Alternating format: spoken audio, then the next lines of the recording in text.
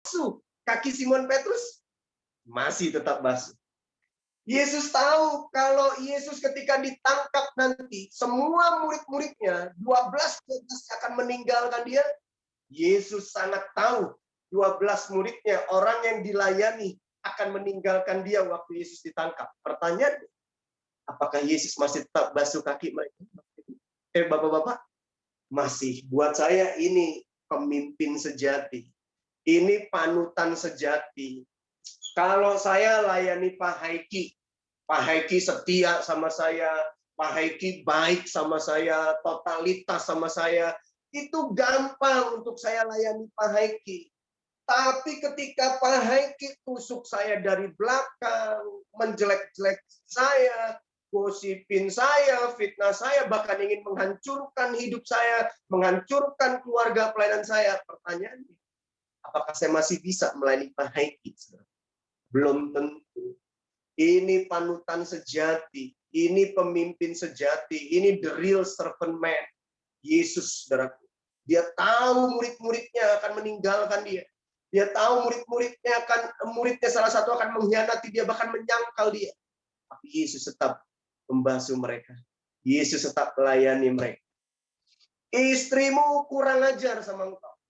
Anak-anakmu nggak tahu diri sama engkau. Kita sebagai hamba Tuhan, jemaat kita kurang ajar, nggak tahu diri sama kita. Apakah kita masih tetap melayani mereka?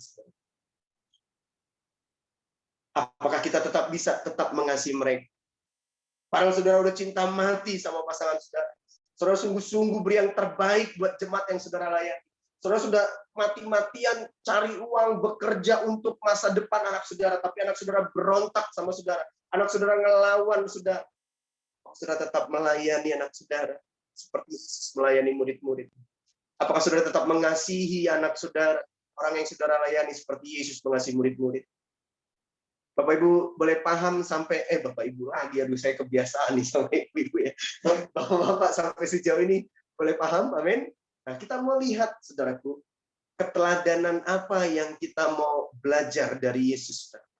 Bagaimana supaya kita bisa seperti Yesus, servant man itu supaya ada dalam hidup kita. Yang pertama, milikilah hati hamba, saudara.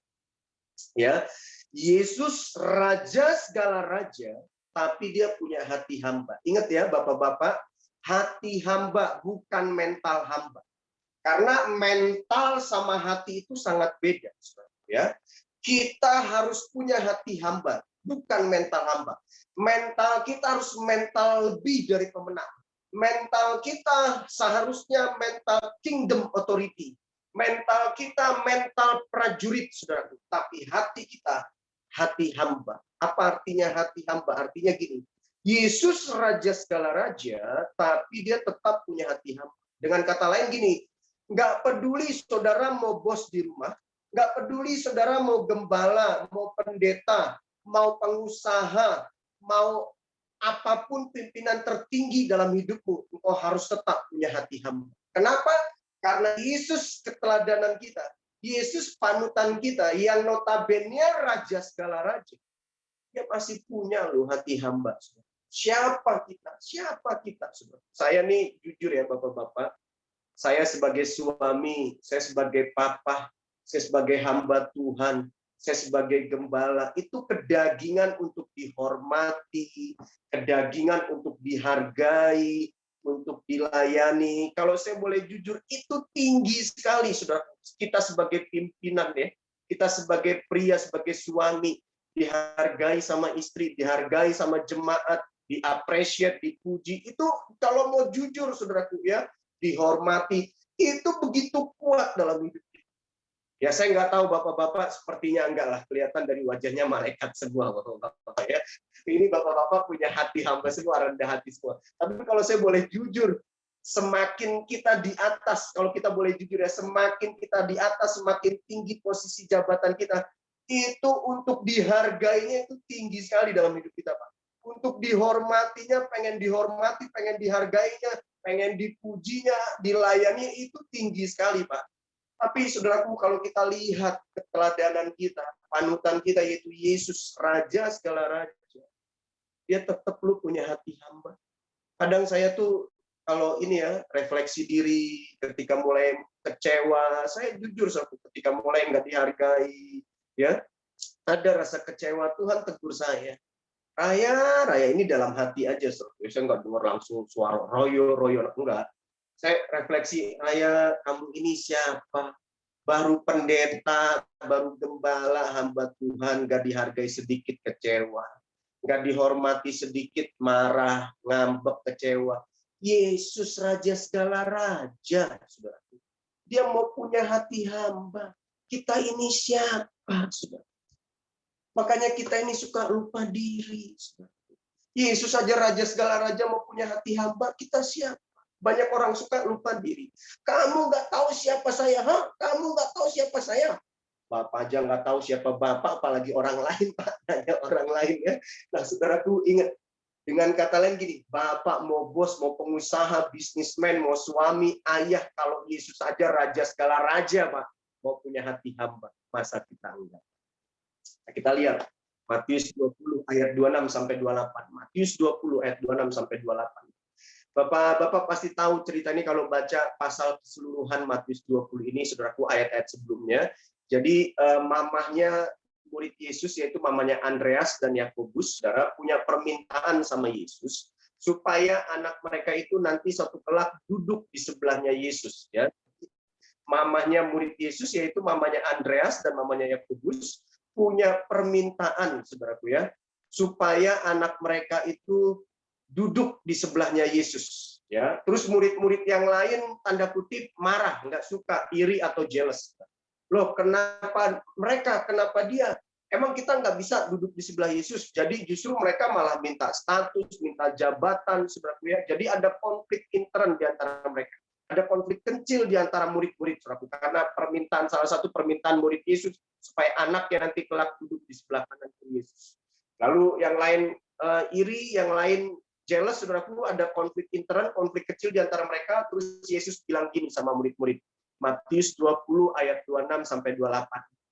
Tidaklah demikian di antara kamu, ya. Barang siapa ingin menjadi besar di antara kamu, hendaklah ia menjadi pelayanmu. Saudara garis bawahi kata pelayanmu. Jadi kalau mau jadi besar harus jadi pelayan, saudara. Dan barang siapa yang menjadi terkemuka di antara kamu, hendaklah ia menjadi hambamu, ya. Nah, saudara garis bawahi kata pelayanmu dan hambamu. Dan mu-nya di sini adalah huruf kecil, saudaraku. Mu di sini huruf kecil. Hambamu, pelayanmu huruf kecil. Nah, kalau mu-nya huruf kecil berarti yang dimaksud siapa? Sesama kita. Benar, saudaraku? Saya percaya semua kita di sini pelayan Tuhan. Benar, Bapak-bapak? Semua kita di sini hamba Tuhan. Benar? Yang hamba Tuhan, angkat tangan yang hamba Tuhan. Ya, yang nggak angkat tangan hamba siapa ini? Hamba hantu, saudara ya. Semua kita hamba Tuhan, cuman beda pakaian aja. Saya hamba Tuhan, pakaiannya pendeta gembala. Pak Andreas hamba Tuhan, pakaiannya pengusaha, pakaiannya bisnismen ya. Pak Hengki hamba Tuhan, beda pakaiannya, mungkin ada yang tentara, ada yang dokter.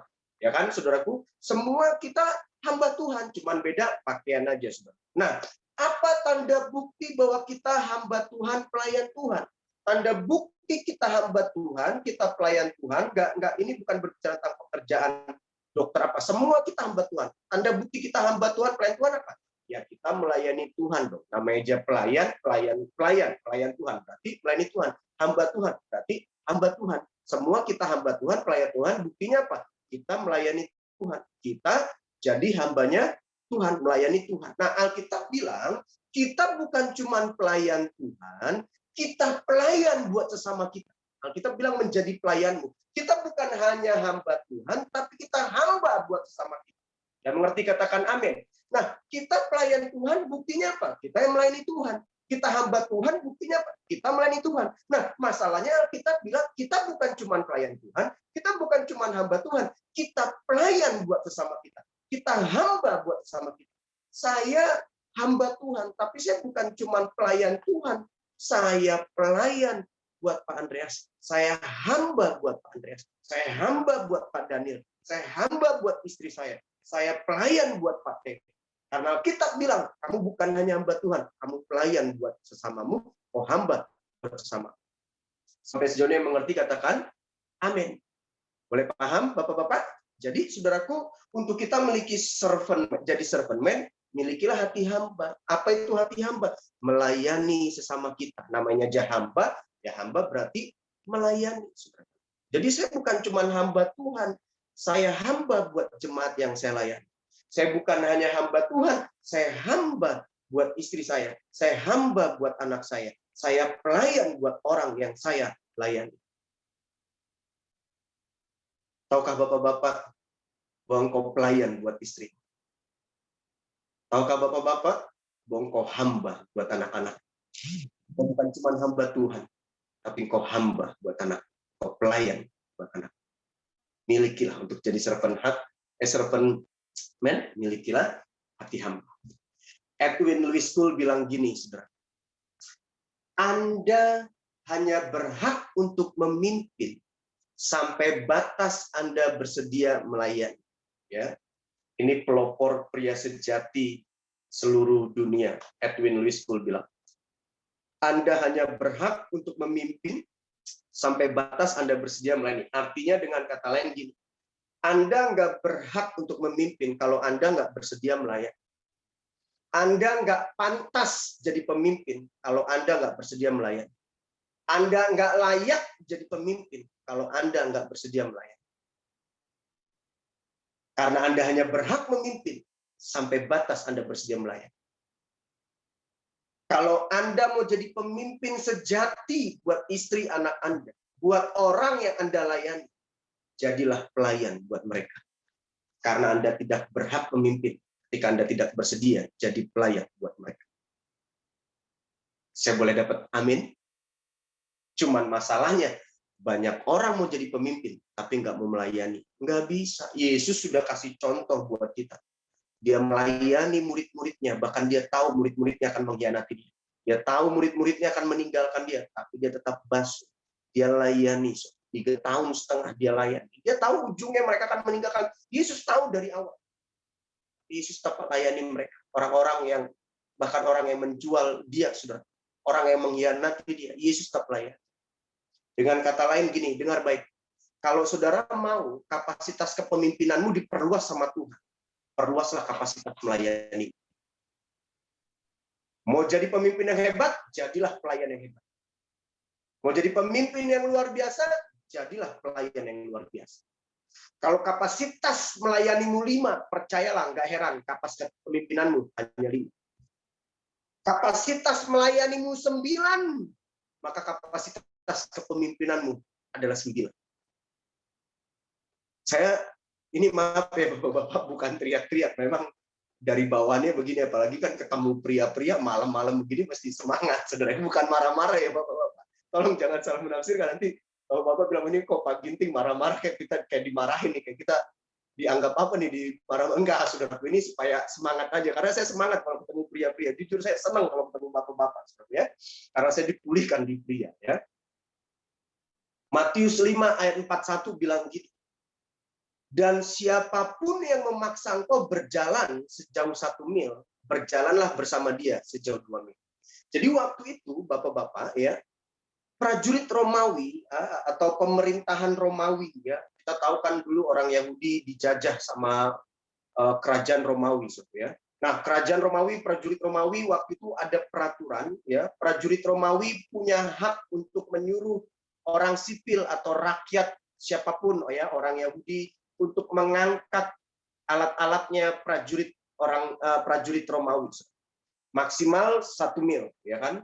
Jadi itu prajurit nggak boleh menolak, saudara. Ya, kita tahu bapak-bapak kan habis merayakan Jumat Agung atau ibadah Jumat Agung Paskah, ya.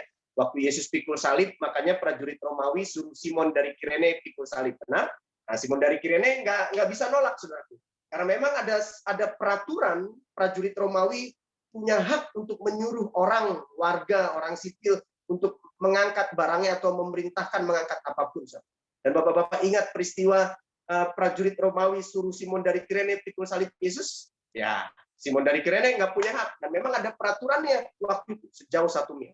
Nah, pada umumnya pasti orang Yahudi, orang sipil, bahkan termasuk saya dan saudara, mungkin kalau hidup waktu itu, kalau ketemu prajurit Romawi, kita menghindar, kita takut disuruh Kita pasti ketika disuruh kita bisa bersungut-sungut, kita bisa protes, kita bisa berontak, kita bisa melawan. Tapi yang luar biasanya Yesus ajarin justru gini. Kalau kamu disuruh jalan 1 mil, kamu jangan berontak, kamu jangan lawan, kamu jangan protes. Justru berjalanlah bersama dia sejauh 2 mil. Wah, ini keren ini.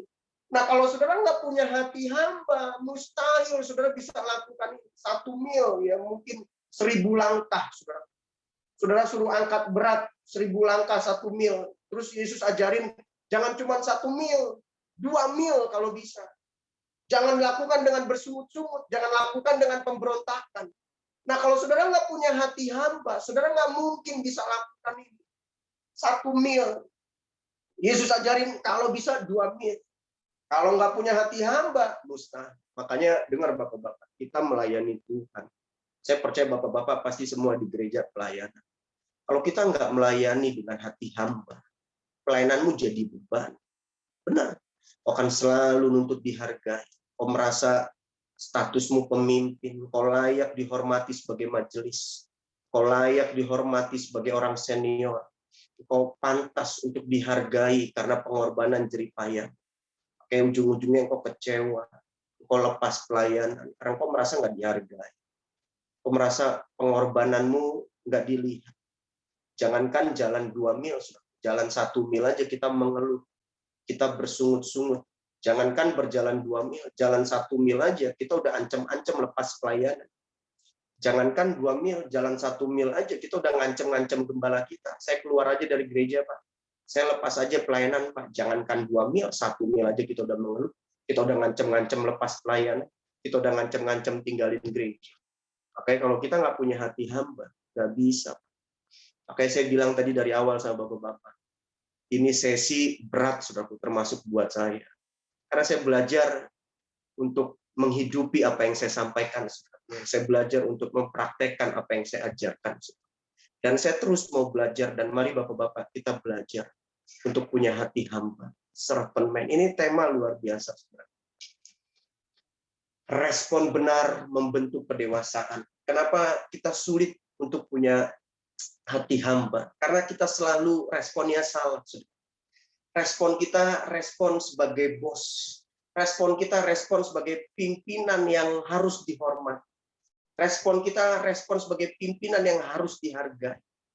Mari belajar untuk memiliki respon benar, walaupun saudara sebagai pemimpin. Yesus, Raja segala Raja, punya hati hamba.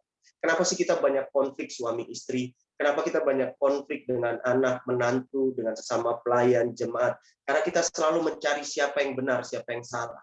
Mari malam ini, saudaraku, seorang hamba, dia sekalipun benar, dia nggak punya hak untuk melawan sama tuannya. Seorang hamba, dia nggak punya alasan sama tuannya, saudara. Hamba itu sekalipun dia benar, sekalipun dia punya alasan bahwa dia benar, dia nggak punya hak untuk membela diri. Itu hamba. Dia punya respon benar. Dimaki, dihina, diludahi, hamba itu udah nggak bisa berontak, udah nggak bisa ngelawan. Dia tahu statusnya, dia tahu dirinya, oh dia hamba. Nah, selama ini respon kita bukan hati hamba. Respon kita yaitu bos. Respon kita nuntut dihormati, nuntut dihargai. Kita cari siapa yang salah, siapa yang benar. Malam ini jangan cari siapa yang salah, siapa yang benar. Belajarlah untuk memiliki respon yang benar. Amin. Kita konflik terus, kenapa? Istri saya yang salah, Pak. Pendeta saya yang salah, Pak. Anak buah saya yang salah, Pak. Jangan cari siapa yang salah, siapa yang benar. Milikilah respon yang benar. Kedewasaan kita nggak ditentukan dari usia kita. Kedewasaan kita ditentukan dari respon kita. Kalau saudara dikit-dikit ngambek, dikit-dikit tersinggung, dikit-dikit sakit hati, dikit-dikit kecewa, dikit-dikit ngancem lepas pelayanan, dikit-dikit ngancem pindah gereja, itu bukan hati hamba. Dikit-dikit ngambek, bilang coba sama diri sendiri, malu sama umur. Bilang. Malu sama umur. Sudah tua, Pak. Jangan dikit-dikit tersinggung, dikit-dikit kecewa. Yesus Raja segala Raja, lupa punya hati hamba. Mari kita pelajari Alkitab kita. Kita pelajari Alkitab. Alkitab kita tidak mencatat satu pun kesalahan Yesus. Alkitab kita tidak mencatat sedikit pun kesalahan Yesus. Tapi Yesus rela diludahi. Yesus dihina, dicambuk, saudaraku. Diperlakukan tidak adil. Saya mau tanya, apakah Yesus protes? Apakah Yesus berontak, saudara? Enggak. Yesus nggak berontak, Yesus nggak protes. Bisa nggak Yesus sihir mereka semua? Kurang ajar kalian, saya sihir kalian semua jadi kodok. Bisa? Bisa. Tapi Yesus nggak lakukan itu. Yesus punya respon benar. Yesus punya hati hamba. Amin, Bapak-Bapak. Yang kedua, Bapak-Bapak, bagaimana supaya kita jadi servant man? Ya, miliki jadi servant man. Yang pertama, milikilah hati hamba. Yang kedua, milikilah hati yang besar. Untuk saudara menjadi servant man, pria yang punya hati hamba, saudara harus punya hati yang besar. Apa sih hati yang besar? Siap menerima perlakuan yang tidak menyenangkan. Jadi di hati saya ini, Bapak-Bapak, ada ruang di mana saya nggak dihargai sama suami saya sebagai suami, sama istri saya. Di hati saya ada ruang di mana saya nggak dihargai sebagai papa sama anak saya sebagai orang tua.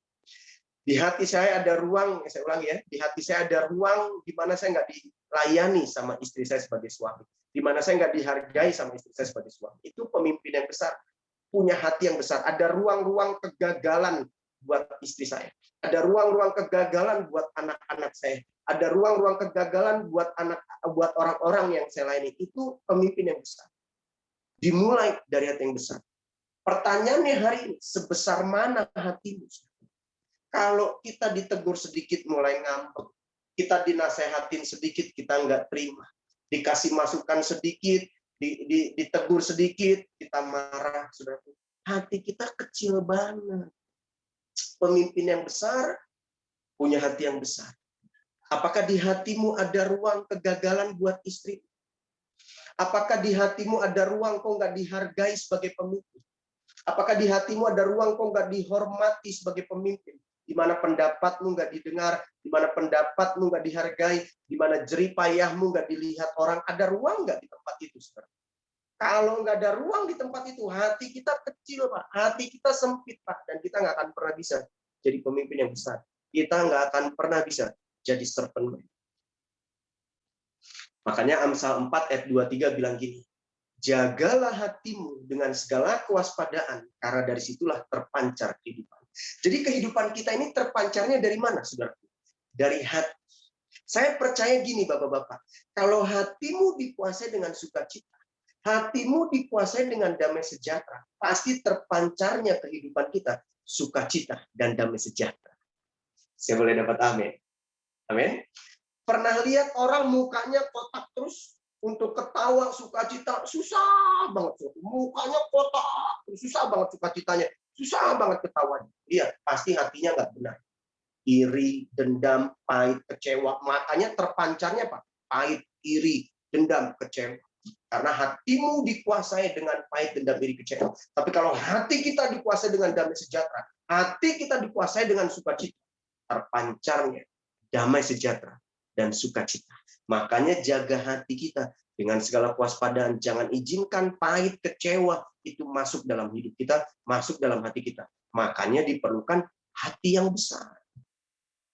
Amin.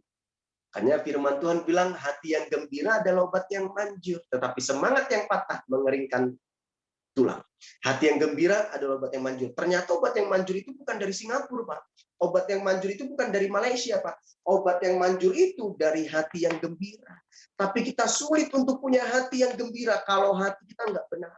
Kita sulit untuk punya hati yang gembira kalau hati kita penuh dengan pahit, kecewa, dendam, iri. Nggak bisa, Pak. Nggak bisa gembira. Makanya firman Tuhan bilang gini, kalau kita berbicara tentang kerajaan Allah, kita bukan hanya bicara tentang soal makanan dan minuman, tapi kita bicara tentang apa? Kebenaran. Apa itu kebenaran? Sukacita dan damai sejahtera. Kau sulit untuk sukacita, kau sulit untuk damai sejahtera kalau hatimu nggak benar. Hatimu sempit, hatimu kecil, engkau nggak punya hati yang besar. Hatimu dikuasai dengan kecewa, pahit. Nggak ada, Pak, sukacita, damai sejahtera. Jagalah hatimu lebih dari apapun kau jaga di dunia ini. Saya ingat ada seorang anak muda, Bapak-bapak, dia baru beli motor lunas hasil keringat sendiri. Dia sayang banget nih sama motornya, sayang banget sama motornya. Seminggu bisa 3 kali cuci motor. Wah, seminggu 3 kali. Bangun tidur, lihat motor. Ya kan? Malam sebelum tidur, lihat motor. Ya. Cuci motor di luar, sampai di rumah, dicuci lagi.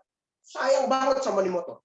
Kalau di jalan ada becek, saking dia sayangnya, diangkat nih motor. Saking dia sayangnya sama nih motor. Ada jalan becek, diangkat nih motor. Nah, waktu di jalan raya dia bawa motor, kaca spionnya kesenggol sedikit Pak, nggak pecah kaca spionnya. Wah, dia emosi Pak. Kata-kata kasar, kata-kata binatang mulai keluar dari mulutnya. Kurang ajar lu, emang lu pikir lu jalan punya bapak lu, kalau berani turun lu Pak. Kata-kata binatang keluar semua. Nah, poinnya apa Pak? Poinnya gini Pak, dia pandai jaga motornya, tapi dia nggak pandai jaga hati. Jagalah hatimu lebih dari apapun kau jaga di dunia ini. Karena hatimu adalah pagar batas hidup. Bapak-bapak kalau jaga mobilnya, mantap Pak. Bersih mobil, mulus, nggak ada lecet sedikit. Mobil Bapak dipakai anak lecet sedikit Pak. Bapak maki-maki itu anak. Bapak siksa itu anak. Bapak jaga pekerjaan, jaga uang, jaga mobil. Bagus, hebat Pak. Tapi Bapak lupa jaga hati. Anak buat salah sedikit, istri buat salah sedikit, maki-makian keluar. Jaga hatimu lebih dari apapun kau jaga di dunia ini. Ada bapak-bapak punya hobi pelihara burung. Kalau jaga burungnya ini bapak hebat. Bangun pagi main burung. Pulang kerja yang dilihat burung. Malam sebelum tidur burung. Itu istrinya saking keselnya, itu burungnya dipotong saudara. Bukan burung itu saudara, burung yang dimainin Pak pelihara dia ini saudara ya. Dipotong sama istrinya Pak. Bangun pagi suaminya udah kaget, loh mana burungku ini, udah dibinasakan sama istrinya Pak ya. Bapak kalau untuk hobi Bapak bisa totalitas Pak, tapi untuk Tuhan, untuk istri anak Bapak nggak bisa totalitas. Untuk pekerjaan Bapak bisa beri yang terbaik Pak, tapi untuk Tuhan, untuk pekerjaan Tuhan, untuk istri anak keluarga kita Pak, kita nggak bisa beri yang terbaik. Yang ngerti katakan amin. Makanya kita harus jaga hati, apalagi mau memasuki bulan suci, saudaraku ya. Di bulan suci ini kita mesti jaga hati. Sebentar lagi masuki bulan suci. Bapak-bapak, saya mau tanya ya, untuk kita sedih sama orang sedih, gampang atau susah? Gampang Pak. Untuk kita sedih sama orang sedih, gampang. Untuk kita senang sama orang senang, gampang atau susah Pak? Tergantung Pak, hati kita benar atau enggak. Untuk kita sedih sama orang sedih, gampang. Saya kasih contoh. Saudara nyebrang di jalan raya, ada anak-anak ketabrak mobil mati, persis depan bapak-bapak. Pasti bapak-bapak sedih ya Pak, even bapak nggak kenal, bahkan even bapak anggap itu musuh, bapak nggak suka, persis mati depan bapak, pasti bapak ikut sedih. Benar Pak? Pasti ikut sedih, gampang sedihnya. Ya. Nah untuk kita senang sama orang senang, tergantung Pak, hati kita benar atau enggak. Saya kasih contoh. Tetanggamu Pak punya mobil baru, senang dong dia punya mobil baru. Saya mau tanya, Bapak ikut senang nggak Pak? Hah? Atau jangan-jangan Bapak bilang, mobil kredit aja belagu. Baru mobil gitu aja sombong. Kita ini loh Pak, hati kita apa ya? Jemaat punya rumah baru, senang dong buat ucapan syukur. Terus Bapak diundang, semua jemaat diundang. Pas Bapak masuk, rumahnya kecil Pak. Terus masuk dalam gang, kalau istilah Makassar masuk dalam lorong. Masuk lorong, masuk dalam gang. Pas Bapak datang, Bapak bilang gini, rumah dalam gang aja, rumah dalam lorong aja, gaya-gayaan ucapan syukur. Ini loh Pak, hati kita ini Pak. Hati kita nggak bener Pak. Saya percaya gini, kalau hati kita bener, kita punya hati yang besar. Lihat orang sedih, kita ikut sedih Pak. Itu hati yang besar. Lihat orang senang, kita ikut senang. Tapi kalau hati kita nggak bener, ada orang sedih, kita senang. Syukurin lu, kualat lu, kena batunya kan, ada orang sedih kita senang. Nah ada orang sukses, ada orang berhasil, ada orang senang, kita sedih, kita iri. Hati kita ini SOS, tahu SOS? Senang lihat orang susah, susah lihat orang senang. Ini orang nggak punya hati yang besar. Senang lihat orang susah, susah lihat orang senang. Itu SOS, nggak punya hati yang besar. Orang kalau punya hati yang besar, saya lihat Pak Andreas sukses, saya senang banget. Wah, puji Tuhan Pak Andreas sukses. Wah, puji Tuhan Pak Daniel semakin luar biasa dipakai Tuhan. Itu hati yang besar, itu benar hatinya. Tapi kalau orang dipakai Tuhan dahsyat, kita iri, kita omongin. Orang sukses berhasil, kita curiga. Ini caranya, kerjanya apa. Hati kita nggak. Hati adalah kemudi dari setiap manusia. Setiap hal yang kita kerjakan dibentuk dan dikendalikan oleh apa yang hati kita inginkan. Oleh sebab itu, Pak, jagalah hati. Belajarlah untuk punya hati yang besar. Yang terakhir, Bapak-Bapak, yang terakhir. Bagaimana supaya kita bisa jadi servant man? Yang pertama tadi apa, Bapak-Bapak? Milikilah hati hamba. Yang kedua, milikilah hati yang besar. Dan yang ketiga, belajar untuk penyerahan total. Saudaraku, untuk jadi servant man, kita harus berserah total, sama seperti seorang hamba yang sudah dibeli sama majikannya. Dia berserah total. Hamba itu kalau sudah dibeli sama majikannya, dia udah nggak punya hak. Dia totalitas diatur sama majikannya. Mau kasih kerjaan apapun, dia mesti nurut. Ini bedanya lah, Pak, ya, pembantu hamba zaman sekarang sama zaman dulu. Kalau zaman dulu benar-benar nggak punya hak. Diapain aja nggak protes. Kalau pembantu zaman sekarang, Pak, kita bingung. Mana majikan, mana pembantu. Benar nggak? Saya pernah ke rumah jemaat, saudaraku, saya pikir keluarganya, sepupunya gitu ya. Ternyata pembantunya, saudara. Gayanya itu loh, itu kalah majikannya gayanya. Kalau lihat pembantu zaman sekarang, itu lebih galak pembantunya sama majikannya, Pak. Ya kan? Dikit-dikit ngancam, saya pulang kampung nih, Bu, ya. Saya pulang kampung ya, Bu. Kan? Kalau pembantu budak hamba zaman dulu, Pak, nggak punya hak, Pak. Mau diapain apapun, dia udah berserah. Sadarkah Bapak-Bapak bahwa Yesus sudah beli hidup kita? Yesus sudah tebus kita dengan darah yang mahal, harga yang mahal nyawanya dia.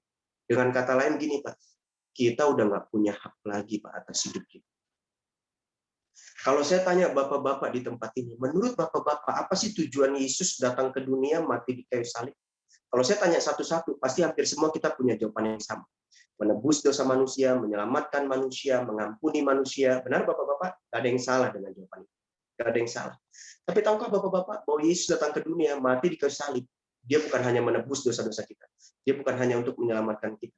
Lalu apa tujuan Yesus datang ke dunia mati di kayu salib? 2 Korintus 5:15. Dan Kristus telah mati untuk semua orang. Saya percaya semua kita orang di tempat ini. Benar? Dan Kristus telah mati untuk semua orang. Supaya mereka yang hidup, saya dan saudara hidup hari ini, tidak lagi hidup untuk dirinya sendiri, tetapi untuk Dia yang telah mati dan telah dibangkitkan untuk mereka. Jadi clear, jelas sekali, Pak. Yesus datang ke dunia mati di kayu salib buat saya dan saudara yang hidup, untuk semua orang. Bukan cuma untuk menebus dosa-dosa kita. Yesus datang ke dunia mati di kayu salib bukan hanya untuk menyelamatkan kita. Yesus datang ke dunia mati di kayu salib supaya saya dan saudara yang hidup tidak lagi hidup untuk dirinya sendiri, tetapi untuk Dia. Selama ini kita hidup untuk siapa? Ego kita, kedagingan kita, untuk duniawi, hawa nafsu kita. Makanya Rasul Paulus bilang gini, Galatia 2:20. Namun aku hidup, tetapi bukan lagi aku sendiri yang hidup, melainkan Kristus yang hidup di dalam aku. Dan hidupku yang kuhidupi sekarang di dalam daging adalah hidup oleh iman dalam Anak Allah yang telah mengasihi aku dan menyerahkan dirinya untuk aku. Jadi Rasul Paulus bilang, namun aku hidup, tetapi bukan aku lagi yang hidup, tapi Kristus yang hidup dalam aku. Artinya apa? Artinya gini, namun raya hidup, tetapi bukan raya lagi yang hidup, tetapi Kristus yang hidup dalam raya. Artinya pikiran raya, perkataan raya, hidup raya, udah nggak bisa semau-maunya raya lagi. Kenapa? Karena sudah Kristus yang hidup dalam raya.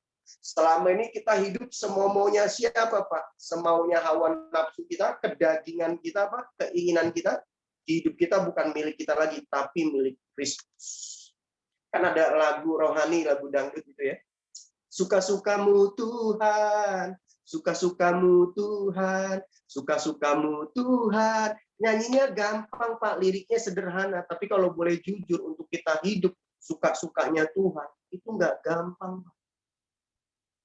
Tapi saya mau berdoa hari ini, mari kita belajar untuk kita hidup suka-sukanya Tuhan, bukan suka-suka.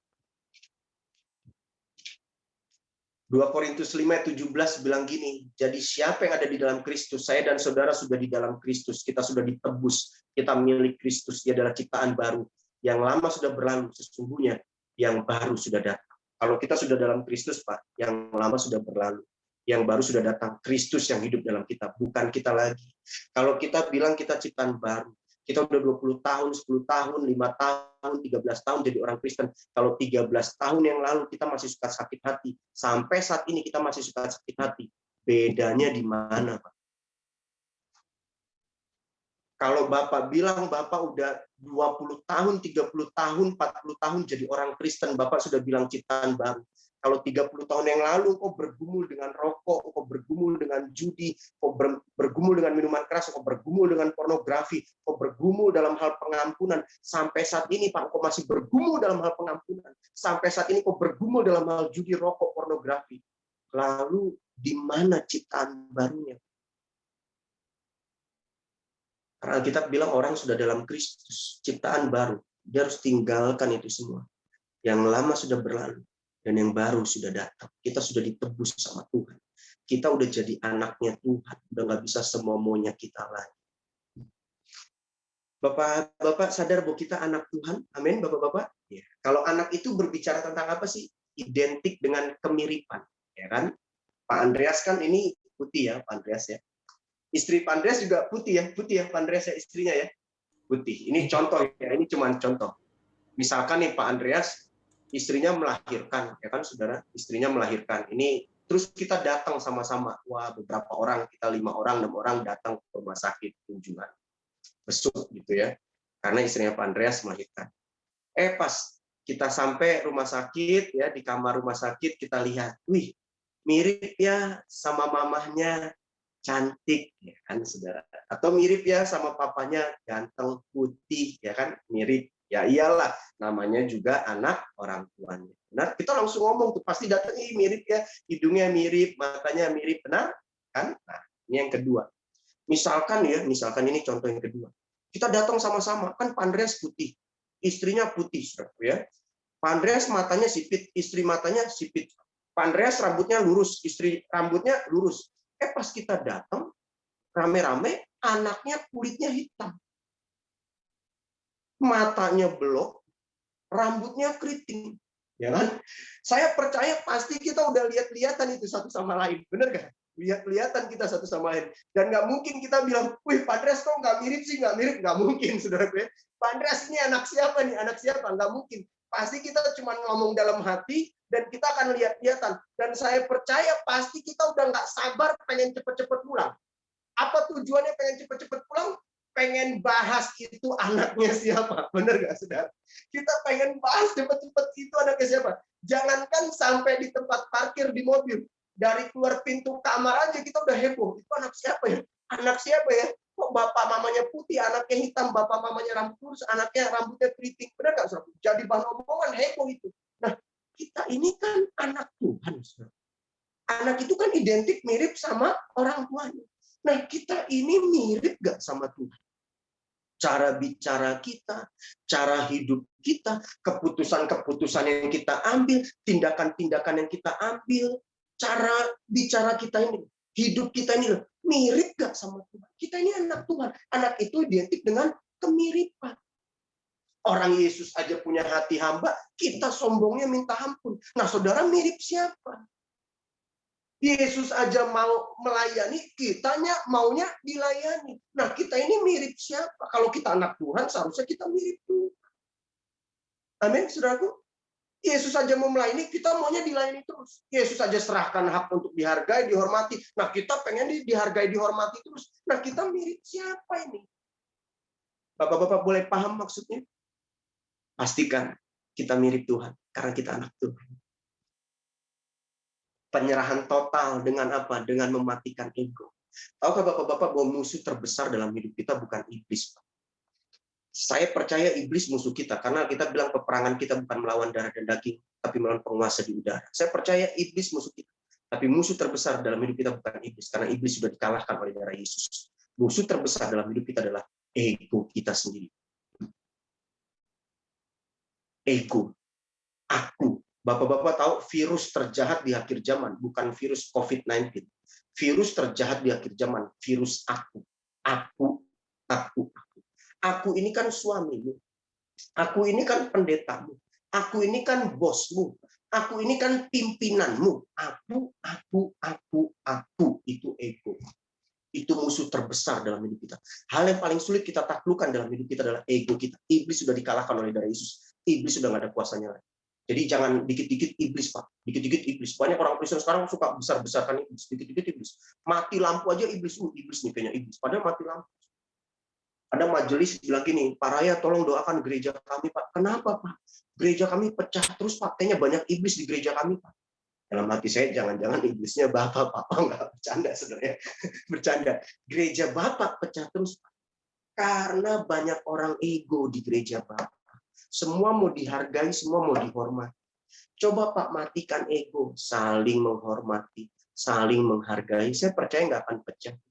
Kenapa pecah? Aku, hormati aku, hargai aku. Semua mau dihargai, semua mau dihormati. Gimana nggak pecah? Tapi nggak belajar menghargai, tapi nggak belajar menghormati. Coba kita matikan ego, kita belajar, serahkan hak dihargai, serahkan hak untuk dihormati. Alkitab bilang kalau engkau mau saudaramu lakukan sesuatu terhadap engkau, lakukanlah terlebih dahulu. Saudara mau dihormati, belajar hormati orang lain.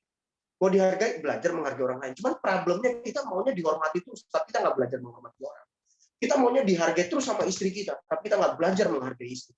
Kita maunya dihormati terus sama anak kita, tapi kita nggak belajar menghormati. Itu ego, Pak. Bapak-bapak boleh ya, jujur ya. Berapa tahun lalu, Pak, ini sebelum ikut camp pria, Pak, berapa tahun lalu. Saya kalau salah sama orang lain, Pak, salah sama teman, salah sama jemaat, nggak perlu disuruh minta maaf, Pak. Hitungan detik saya bisa langsung minta maaf, Pak. Tapi kalau saya salah sama istri saya, Pak, untuk saya minta maaf duluan, Pak, kalau boleh jujur, saya perlu bergumul 3 hari. Masa saya minta maaf dulu, saya kan pria. Nanti istri jadi kurang ajar, istri jadi melunjak. Itu ego, Pak. Ego. Sama orang lain kita bisa minta maaf duluan, Pak. Tapi sama istri sendiri, kita nggak bisa tuh minta maaf. Orang lain kita bisa hormati, istri anak kita sendiri kita nggak bisa hormati. Musuh terbesar dalam hidup kita adalah ego kita.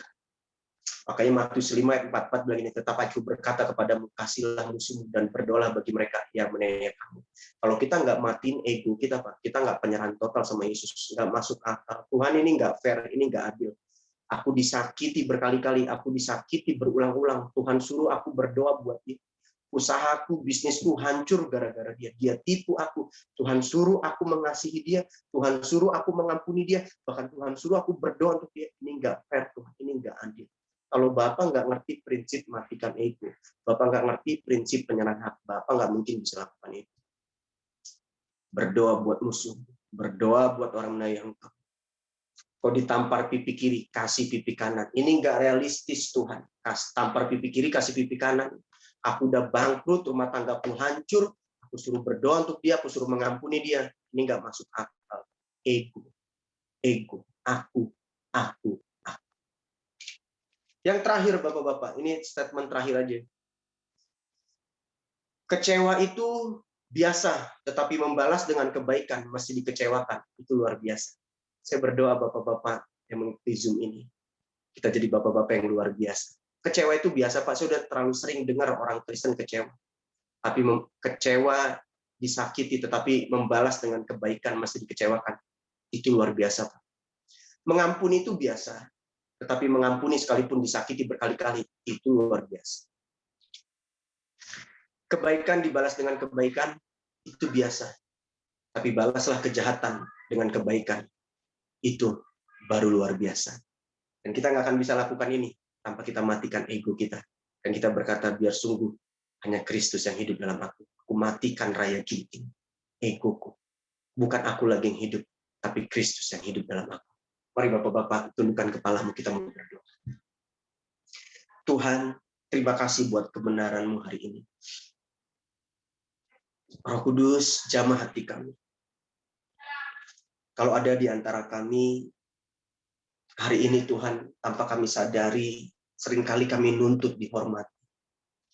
Kami nuntut dilayani, kami nuntut dihargai. Ampuni kami, Tuhan. Ampuni kami, Pak. Kami sadar firman-Mu hari ini mengingatkan kami bahwa kami harus punya hati hamba. Seperti Engkau, Raja segala raja, tapi punya hati hamba.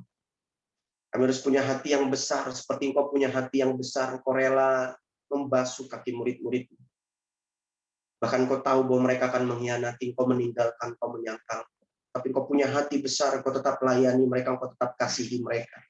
Ajar kami untuk mengikuti teladan-Mu Tuhan. Dan kami sadar untuk kami jadi servant man, kami harus berserah total sama Yesus. Karena hidupku bukan aku lagi, tapi Kristus yang hidup dalam aku. Engkau sudah menebus hidupku, Engkau sudah membeli hidupku dengan nyawa-Mu, harga yang mahal, darah Kristus. Ajar kami untuk punya hati hamba, ajar kami untuk punya hati yang besar, dan ajar kami untuk berserah total sama Engkau. Menyerahkan semua hak-hak kami. Kristus yang hidup dalam kami. Kami mematikan ego kami. Bukan Raya lagi yang hidup. Bukan Andreas lagi yang hidup. Bukan Daniel lagi yang hidup. Bukan Theo lagi yang hidup. Tapi Raya yang hidup. Tapi Kristus yang hidup. Yesus yang hidup dalam kami. Kami matikan kedagingan kami. Matikan ego kami. Terima kasih Bapak. Dalam nama Yesus, tanamkan kebenaran firman-Mu dalam hati kami. Jadi pegangan kekuatan hidup kami. Dan kami rindu bukan hanya di pendengar, tapi kami rindu jadi pelaku firman. Karena kami sadar firman-Mu bukan hanya untuk diketahui, tapi firman-Mu untuk dihidupi. Kami belajar untuk menghidupi kebenaran firman-Mu. Dalam nama Yesus, kami berdoa ucap syukur. Haleluya. Amin. Terima kasih Bapak-Bapak. Saya serahkan kembali kepada host. Tuhan Yesus memberkati. Baik.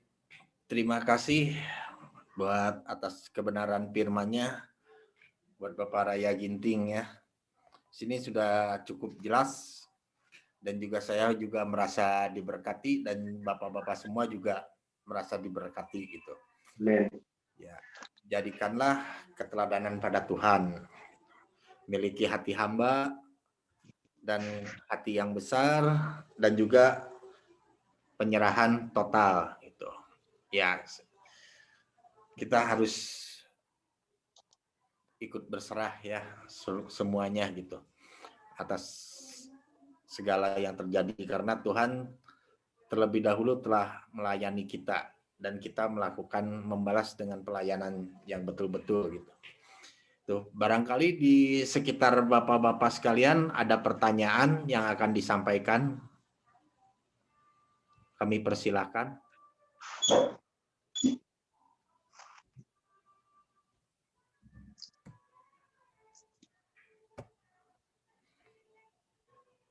Ya, Bro Beno udah siap? Sambil nunggu, mau muterin lagu dulu nggak? Boleh. Silakan putar dulu lagu. Boleh putar lagu boleh dulu, Bro. putar lagu dulu. Ya. Oke, sambil nunggu Bro Beno lagi ngarang. Saya main segar dulu. nih. Ya, sambil Pak Raya istirahat dulu, Pak.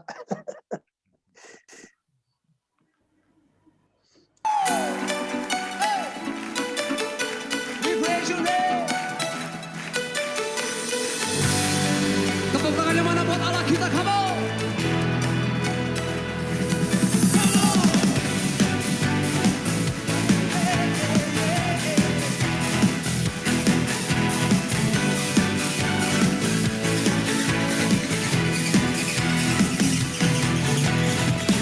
Pelukis cakrawala merangkai jagat raya, pencipta alam semesta.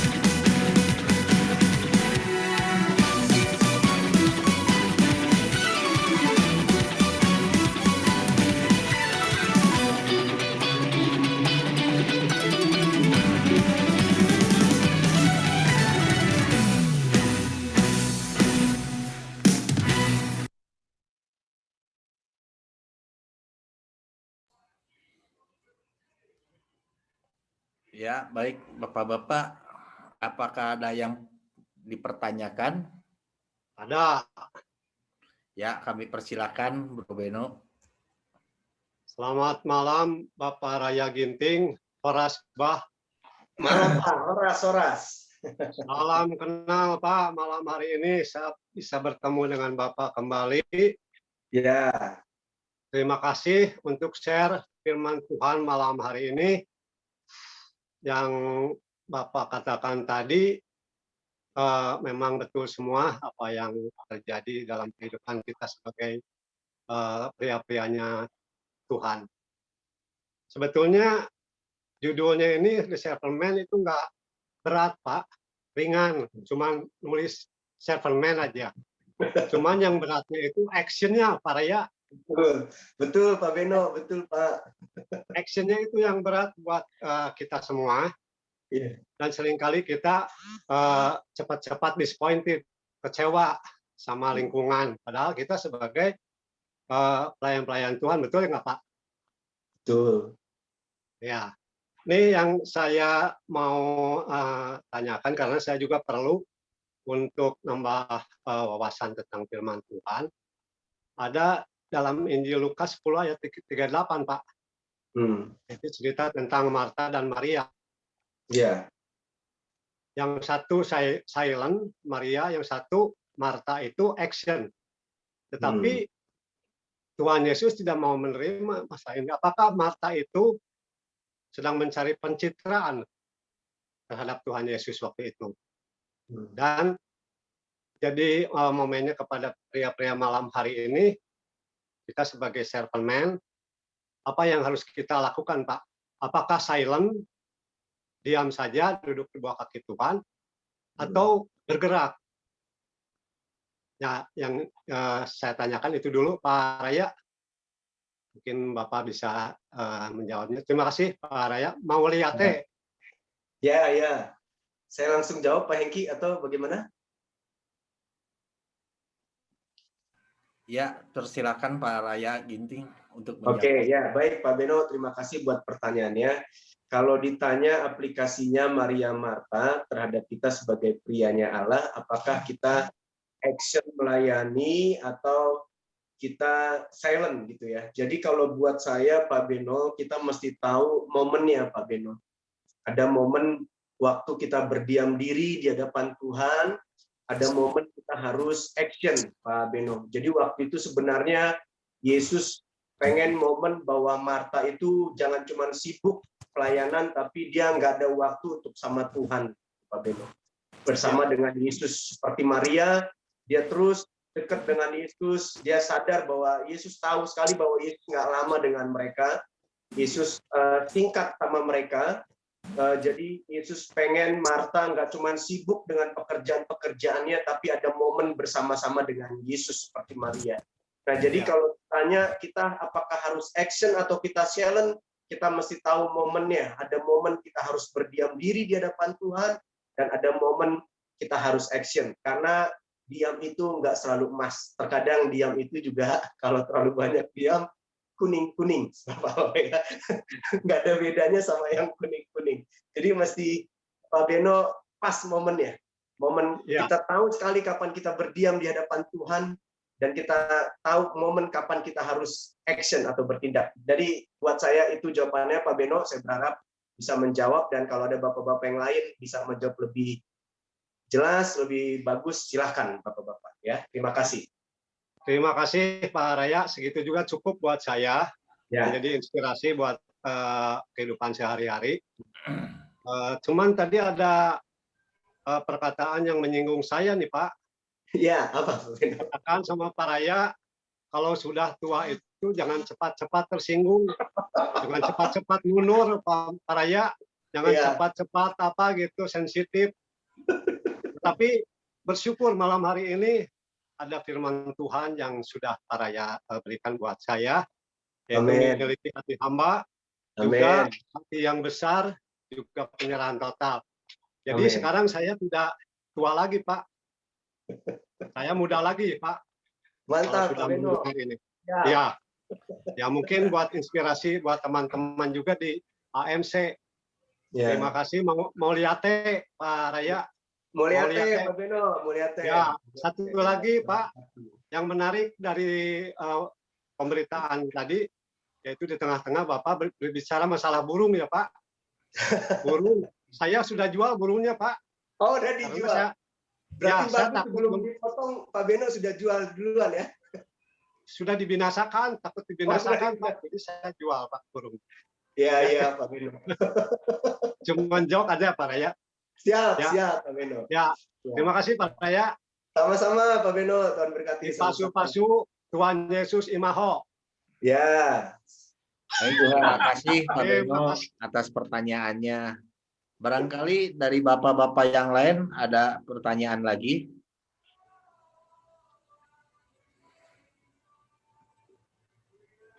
Baik, kalau nggak ada, saya akan buka ruang kesaksian. Di antara bapak-bapak sekalian, barangkali selama ini ada yang akan bersaksi, kami persilakan.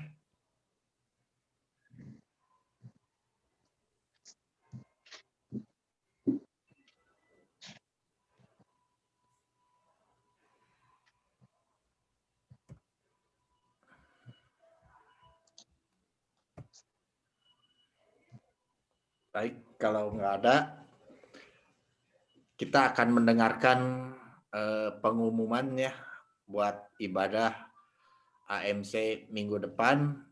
Kami persilakan untuk Bapak Ketua Bro Haiki. Puji Tuhan. Kasih banyak Pak Raya buat kebenaran firman Tuhannya. Saya merasa diberkati sekali dengan kebenaran firman Tuhan malam hari ini. Yang temanya adalah brother keeper ya. Waktu kemarin, minggu kemarin kita sudah diberkati oleh Bapak Petrus Suryo tentang pria penyembuh. Malam hari ini kita menjadi pria yang menjadi hati hamba ya. Kita belajar dari panutan kita adalah Tuhan Yesus, teladan kita adalah Tuhan Yesus, pemimpin untuk bisa melayani ya. Nggak ada pemimpin yang lain yang bisa melayani seperti Tuhan Yesus Kristus.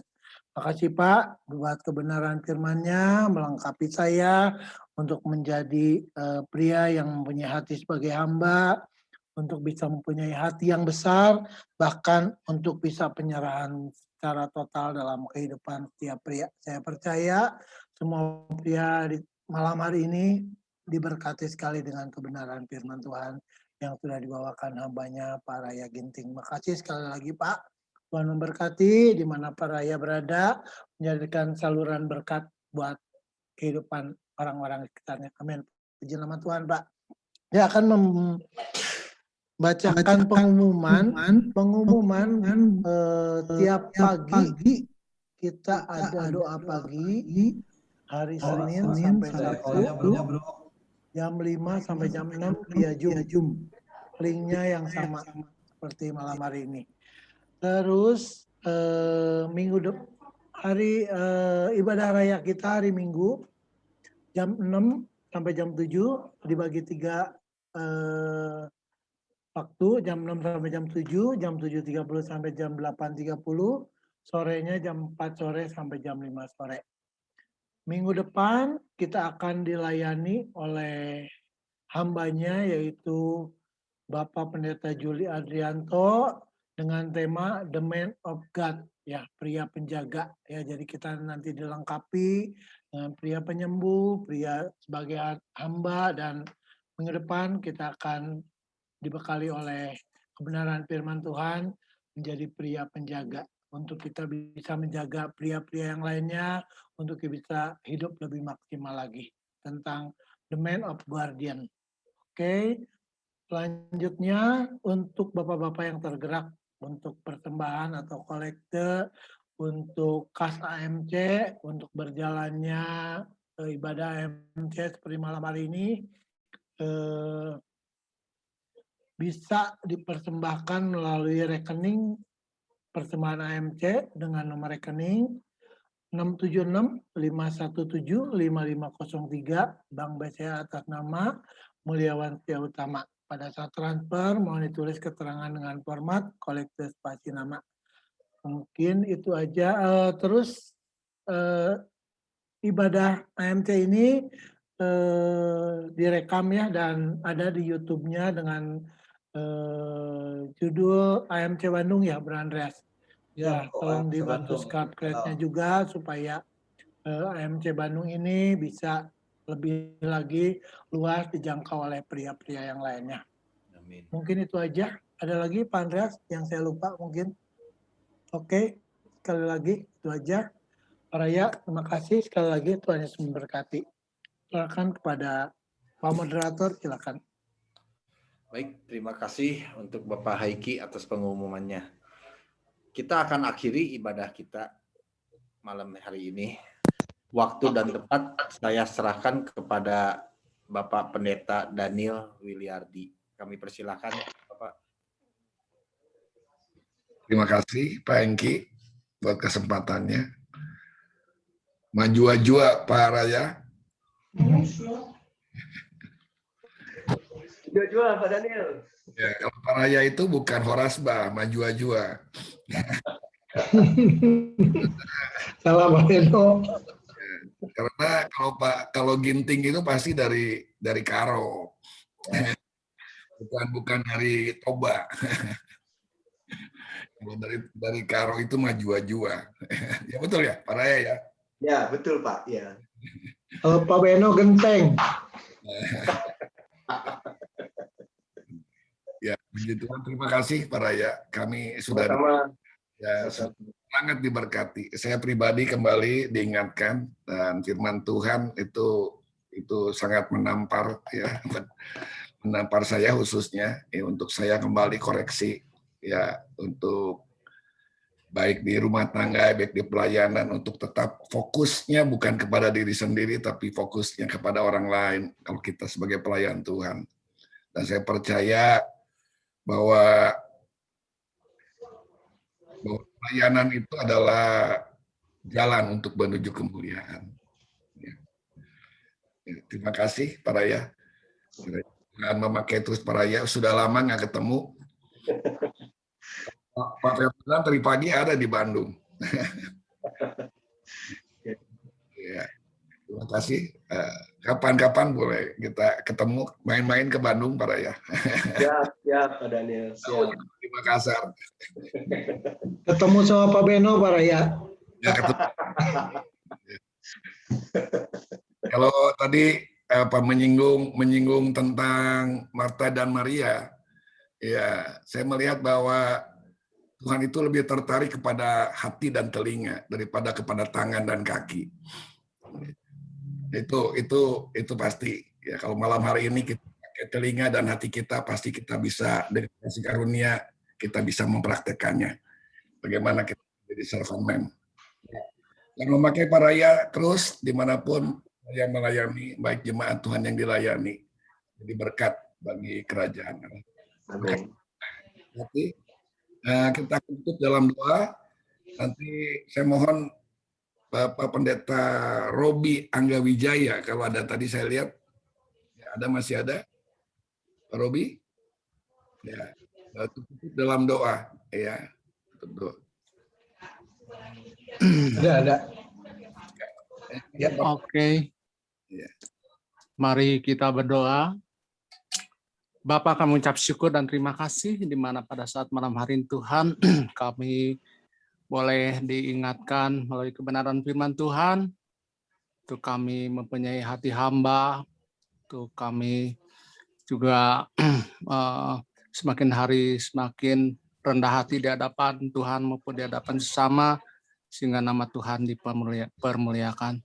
Tuhan memberkati hamba-Mu, Bapak Pendeta Raya Ginting, Tuhan pakai dimanapun hamba-Mu memberitakan kebenaran firman Tuhan, singkapkan kebenaran firman Tuhan, sehingga hamba-Mu Bapak Pendeta Raya Ginting boleh menjadi berkat untuk menyampaikan kebenaran firman Tuhan dan nama Tuhan dipermuliakan. Juga kami juga berdoa untuk para pengurus AMC, para pelayan yang melayani daripada Zoom meeting ini dalam kaum pria, kaum bapak, Tuhan juga berkati pakai mereka untuk menjadi alat-Mu hingga nama Tuhan dipermuliakan. Kami serahkan setiap kami yang ikut Zoom pada malam hari ini ke dalam kuasa-Mu, ke dalam pemeliharaan-Mu. Tuhan juga pakai setiap kami, untuk kami menjadi alat-Mu, untuk menjadi saksi-Mu, hingga nama Tuhan dipermuliakan.